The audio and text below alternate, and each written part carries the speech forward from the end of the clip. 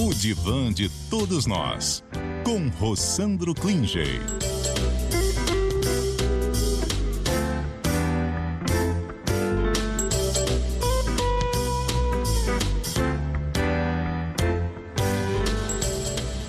Chegou a hora do nosso divã. Rossandro, eu tenho viajado tanto, não tanto quanto você, mas eu tô um pouco cansada. Então eu vou deitar aqui nesse divã pra gente conversar e eu quero te ouvir, porque hoje o tema é babado. Eu fiquei super feliz com a tua sugestão, porque até uma homenagem ao nosso querido Luiz Fernando Veríssimo, que nos deixou nesse sábado. Ontem a gente fez um programa super especial aqui repercutindo a morte do Veríssimo, a importância dele para o Brasil. Conversei com Thalita Rebouças, conversei, enfim, com o Ronald Vilardo, também nosso comentarista de cultura aqui da CBN. E hoje você traz uma máxima, vou jogar essa bola aí para você. A sugestão do Rossandro hoje para nossa reflexão aqui no Divã é: quando a gente acha que tem todas as respostas, vem a vida e muda todas as perguntas. Boa tarde, Rossandro. Boa tarde, Pétria. Bom, você sabe que como especialista em viagens e viver cansado de voos de madrugada, eu criei um programa de governo que chama-se Minha Cama, Minha Vida. Eu não consegui ainda aderir a ele, mas o meu sonho é poder dormir. Então, se alguém quiser... Às vezes eu tenho a sensação que a gente adere, vamos aderir a esse programa, né? Ô, Rossandro, às vezes eu tenho a sensação que eu tô já em 2026. É tanta coisa que tá acontecendo. Eu falo, não, já tô programando janeiro, fevereiro de 2026. O tempo tá escorrendo pelas mãos, né? Tá, mas a vida tá muito rápida, Petra. Tem hora que a gente tem conteúdo de história em uma semana que seria de um ano nos anos 80. Vamos combinar, e você como jornalista vê isso, né?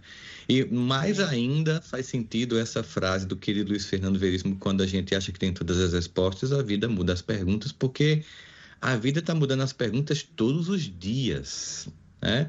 E não adianta você achar que o ChatGPT vai te responder e que o novo oráculo da humanidade vai ser a questão para você, porque no fundo, essa citação ela fala sobre a importância de termos uma flexibilidade mental.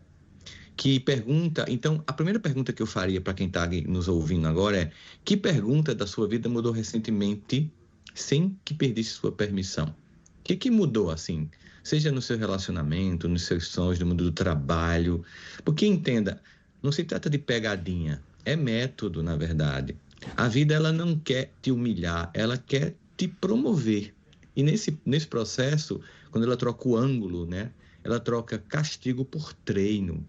Então, a gente sempre perguntar assim: se for treino, o que exatamente você está treinando hoje? Eu lembro que eu conversando com uma pessoa amiga minha, ela fez: Rossandro, eu acho que quando eu fui nascer, tinha colocado assim na minha registro de nascimento tinha assim, herdeira. Aí confundiram com guerreira. E aí ela até hoje está tentando se reinventar. Então, no fundo, longe de herdeira, né? De herdeira para guerreira, né? Será que é o seu caso? Será que a vida você estava esperando que fosse sobre herdeira e virou guerreira ou guerreiro, né?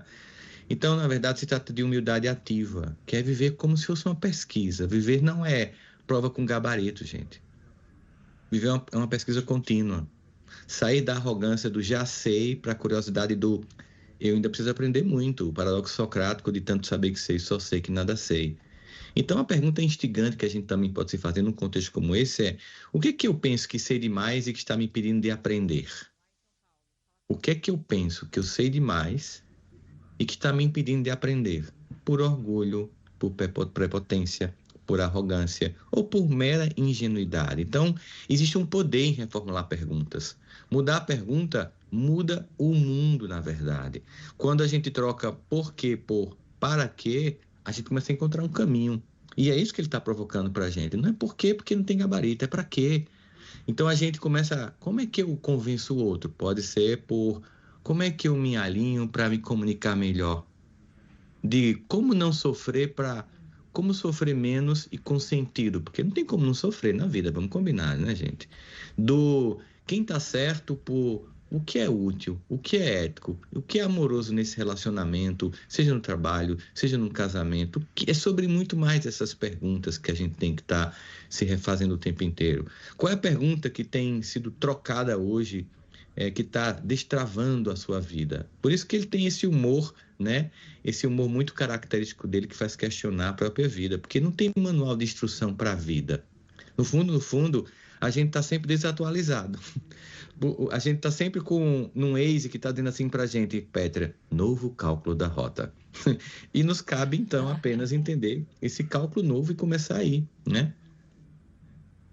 Totalmente. Eu fico pensando em tudo isso que você traz pra gente, Rossandro, e parece que a nossa vida inteira ela é baseada, a nossa cultura, ela baseia o nosso comportamento na administração e no controle da vida, né? Então a gente faz de um tudo, desde muitas pessoas, né, da carreira que escolhem. Eu fico muito surpresa assim de ver, eu tô com 43 anos e vejo alguns amigos, colegas, pessoas próximas que construíram a vida delas de uma maneira com muitas certezas, inclusive o quanto vão ganhar de dinheiro, quanto vão... E a gente percebe, principalmente nessa travessia, essa é uma idade... Inclusive, ontem eu conversava aqui com a Miriam Goldenberg, antropóloga mal comportada, como ela diz, né? E a gente percebe nessa travessia da vida, em algumas fases, eu estou passando por uma dessa agora, que a vida te apresenta muitas incertezas. Ela tem muito mais incerteza do que as certezas que a gente tentou construir. Eu acho que nesse sentido, eu não sei se existe alguma trilha que a gente possa fazer de construir uma segurança interior para estar bem, mesmo quando está tudo mal. Porque o normal é dar errado, né, Rossandro? Sim. Tem uma música chamada A Natureza das Coisas, de um poeta pernambucano chamado Arceoli Neto, que diz assim: se a veste não, que amanhã pode acontecer tudo, inclusive nada. Então, a vida é muito sobre isso. A vida é muito sobre improviso. Então, se a veste não, que amanhã pode acontecer tudo, inclusive nada. E eu poderia acrescentar, às vezes pode acontecer tudo de ruim também. Às vezes pode ser desafio, pode ser um diagnóstico de uma doença. E aí você falou sobre uma coisa que na psicologia a gente chama de locus interno de controle. Eu não consigo controlar o ambiente externo. E aí, por isso, tanto se busca os estoicos, porque uma das características do estoicismo é não lutar contra a realidade dada, mas de construção de potências internas para reagir a essa realidade. Eu acho que para que se tiver alguma pessoa aí nativo digital, eu resumiria o estoicismo em #aceita que dói menos. A vida é muito sobre isso, né? Então, assim, como é que eu aceito? Não é uma aceitação passiva em que eu aceito a dor e pronto, ok, é o que está dado para hoje, então eu preciso construir recursos. Eu não posso garantir, nem você, nem os ouvintes, que o mar seja calmo. Então, eu tenho que ter capacidade de navegação. Eu não posso garantir que não chova, mas eu posso ter um guarda-chuva. O que eu posso fazer é garantir que, se tiver uma tempestade lá fora, um profundo inverno rigoroso, que pelo menos dentro da minha alma me aqueça, para suportar tudo isso. Então, no fundo, é esse movimento de locus interno de controle, de autorregulação, que tem faltado porque as pessoas estão infantilizadas e terceirizando até a saúde mental para fora. E aí, claro, não vai funcionar, né? Rossandro, qual é a maneira que a gente pode... Ontem eu falava também isso com a Miriam, vou jogar essa bola para você, a tua reflexão. Ela falava sobre o medo que as pessoas têm cada vez mais do envelhecimento, recordes de procedimentos estéticos, né? Principalmente as mulheres, mas os homens também. Seja também nesse afã fitness, que eu acho que cuidar da saúde é fundamental, maravilhoso, necessário, mas isso está virando uma obsessão, um culto ao corpo extremamente vazio, materialista. E aí eu perguntava para a Miriam, e quero jogar para você também, com essa proposição tua, o seguinte, quanto nos falta de uma visão mais transcendente, espiritualizada, conectada com o que de fato tem valor, que é a nossa consciência, para quem gosta da palavra, para a nossa alma, em contraposição a essa incerteza da vida. Quando a pessoa é confrontada com uma doença, com alguma questão, ou perde todo o dinheiro, acontece alguma coisa muito grave, ela é confrontada com a necessidade de encontrar algo mais perene dentro de si. Parece que a gente só faz isso pela dor, ou quando a vida muda as perguntas, né? Como é que você entende essa necessidade da gente construir, não sei se espiritualidade é a palavra melhor, no meu caso ela se adequa muito bem, mas da transcendência, do valor do espírito, do valor da ética, de bons e grandes valores. Sim, bem, são muitas questões que você colocou aí. Eu precisaria de umas 3 horas para abordar, mas tudo bem, a gente vai chegar lá.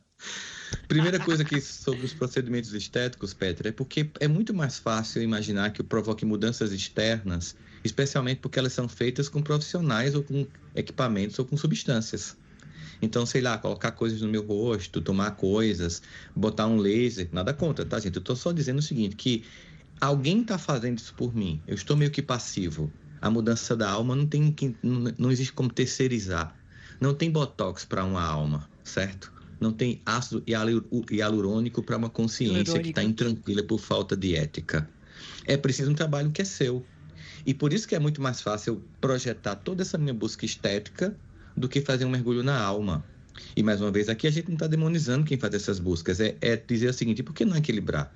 E por que não tentar cuidar do corpo, sim, mente sã, corpo sã, mas a mente também, a alma também, esse contato com um locus interno em que a transcendência se apresenta como uma resposta que muitas vezes dá sentido ao nonsense, né? Porque no fundo, não se trata de querer dar sentido a uma vida que muitas vezes nós não conseguimos dar, mas de dar sentido ao que ela nos ensina, o que aprendemos com ela. E nesse caso, por exemplo, muitas vezes a própria condição de crença num transcendente, ou de fé mesmo, que também é uma palavra que a gente pode usar.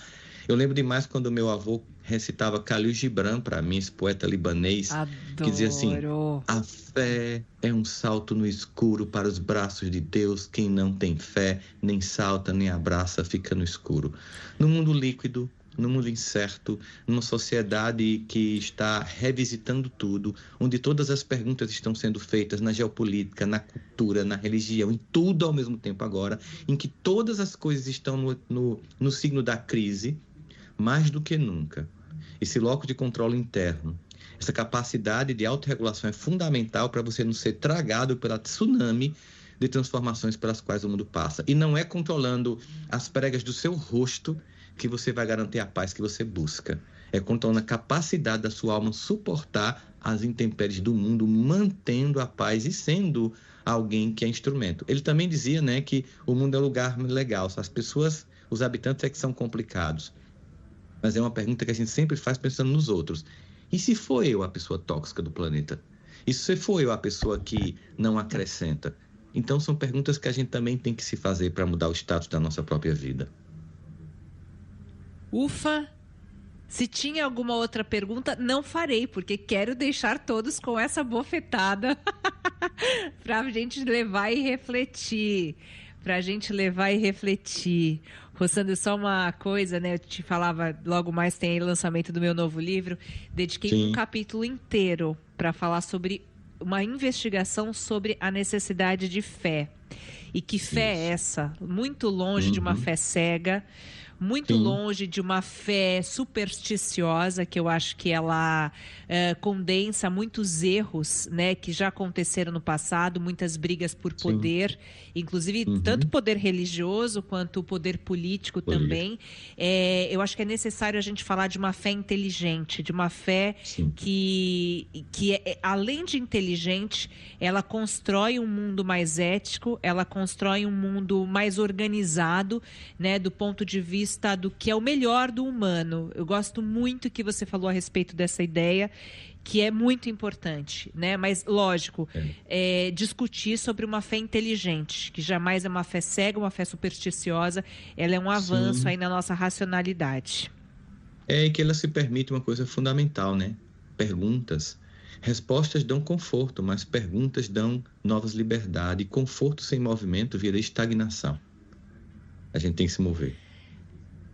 A gente tem que se mover. Rossandro Klinge, meu querido amigo, colunista de todos os domingos aqui no Divã de Todos Nós. Meu beijo para você, boa semana, até domingo que vem. Tchau.